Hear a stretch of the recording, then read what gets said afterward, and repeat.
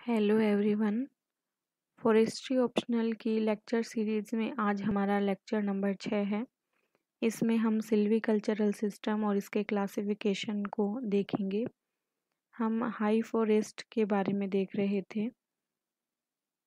Silvicultural system का जो part remaining रह गया था उसको हम आज इस लेक्चर में देखेंगे।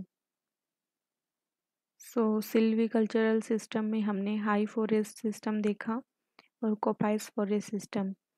इसमें हमने सिस्टम ऑफ कंसंट्रेटेड रीजनरेशन में क्लियर फेलिंग सिस्टम और शेल्टर वुड सिस्टम को हमारे प्रीवियस वीडियो लेक्चर में कवर किया।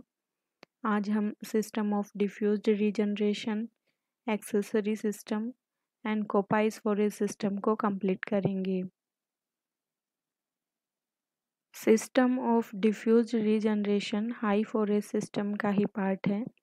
हाई फॉरेस्ट सिस्टम सीड के द्वारा रीजनरेट किया जाता है। अब हम देखेंगे कि सिस्टम ऑफ डिफ्यूज्ड रीजनरेशन में क्या होता है। जो सिस्टम ऑफ डिफ्यूज्ड रीजनरेशन होता है उसमें रीजनरेशन फेलिंग्स हैं वो पूरे फॉरेस्ट में डिस्ट्रीब्यूट की जाती हैं। इससे इरेगुलर फॉरेस्ट का प्रोडक्शन होता है। इसमें 2 टाइप से ये किया जाता है, एक सिलेक्शन सिस्टम, एक group selection system.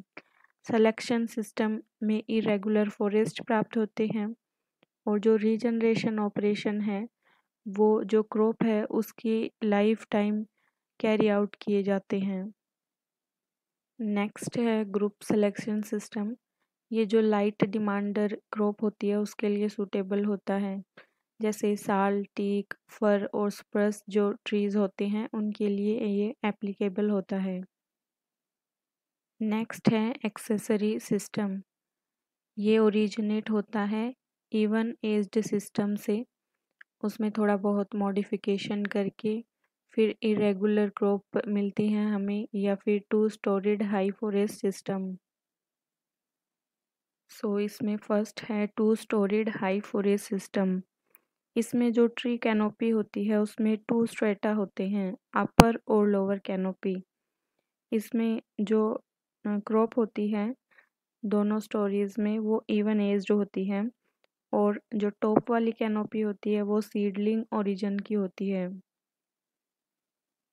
2 storied high forest system applicable होता है ऐसे स्थान पे जहाँ पे इफ़ेक्टिव सोइल प्रोटेक्शन की ज़रूरत होती है।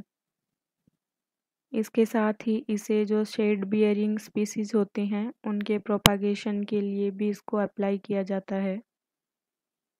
जहाँ पे चेंज ऑफ स्पीसीज की ज़रूरत होती है वहाँ भी 2 storied high forest system applicable होता है।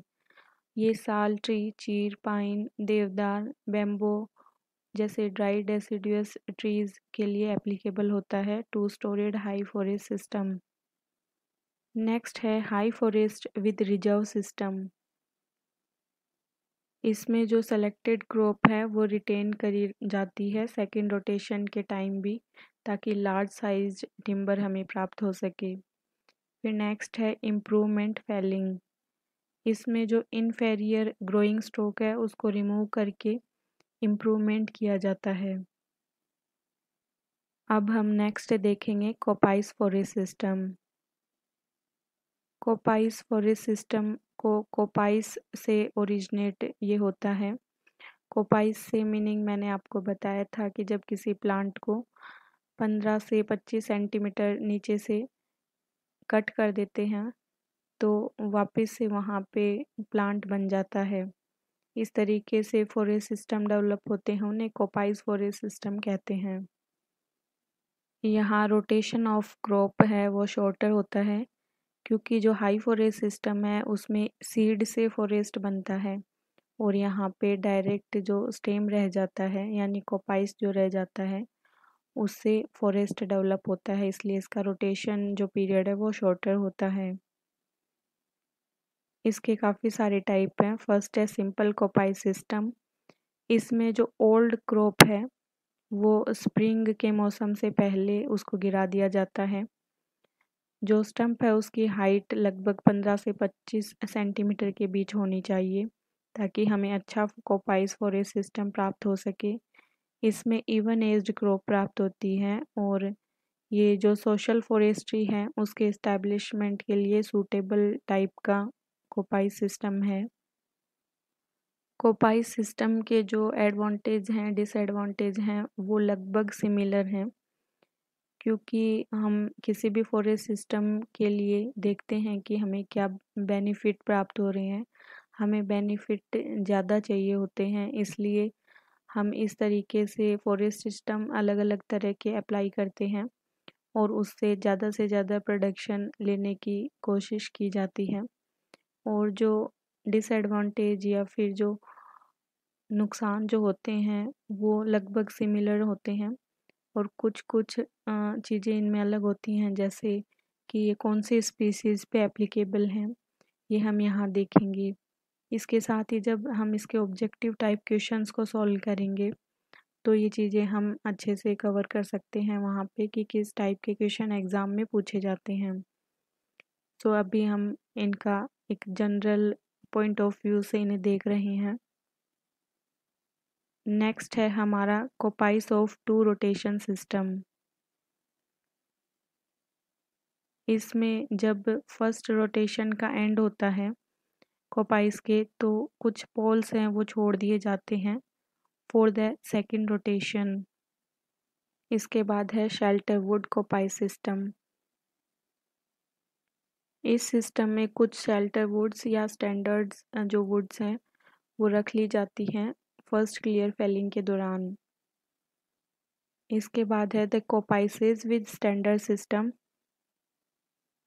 सो यहाँ जो वुड है वो सीडलिंग ओरिजिन की है and composed of tree of various age which is kept our coppices for varying period. And next है कोपाइस विद रिजर्व सिस्टम। ये एप्लीकेबल होता है ड्राई डेसिडुअस फॉरेस्ट पे। उसके बाद है coppice selection system. Coppice selection system में fellings हैं वो कैरी आउट की जाती हैं on the principle of selection system, और जो रीजनरेशन है वो ऑब्टेन किया जाता है इन कोपाइसेस के थ्रू। फिर नेक्स्ट है द पोलार्ड सिस्टम। इसमें जो पोलार्डिंग है वो की जाती है, यानी जो ट्री का स्टेम है उसको कट किया जाता है इस तरीके से ब्राउजिंग हाइट पे, ताकि फ्लश ऑफ शूट्स हमें प्राप्त हो सके। सो इसमें देख सकते हैं पोलार्डिंग से पहले प्लांट इस तरीके का है और फिर इसके जो स्टेम हैं उनको कट किया जाता है इस तरीके से यहाँ पे, ताकि हमें फ्लश ऑफ शूट्स मिल सके। सो ये हमने देखा फॉर सिल्वीकल्चरल सिस्टम को। इसके बाद में हम हमारे नेक्स्ट वीडियो लेक्चर में फॉरेस्ट रीजनरेशन को देखेंगे। So thank you so much.